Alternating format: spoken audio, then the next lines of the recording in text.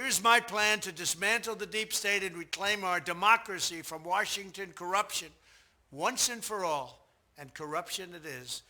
First, I will immediately reissue my 2020 executive order restoring the president's authority to remove rogue bureaucrats, and I will wield that power very aggressively.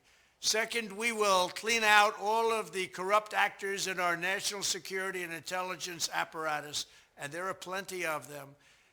The departments and agencies that have been weaponized will be completely overhauled so that faceless bureaucrats will never again be able to target and persecute conservatives, Christians, or the left's political enemies, which they're doing now at a level that nobody can believe even possible. Third, we will totally reform FISA courts, which are so corrupt that the judges seemingly do not care when they are lied to in warrant applications. So many judges have seen so many applications that they know were wrong, or at least they must have known. They do nothing about it. They're lied to. Fourth, to expose the hoaxes and abuses of power that have been tearing our country apart, we will establish a Truth and Reconciliation Commission to declassify and publish all documents on deep state spying, censorship, and corruption, and there are plenty of them. Fifth, we will launch a major crackdown on government leakers who collude with the fake news to deliberately weave false narratives and to subvert our government and our democracy. When possible, we will press criminal charges.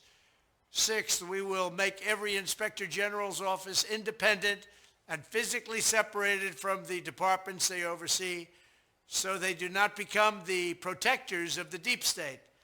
Seventh, I will ask Congress to establish an independent auditing system to continually monitor our intelligence agencies to ensure they are not spying on our citizens or running disinformation campaigns against the American people, or that they are not spying on someone's campaign like they spied on my campaign.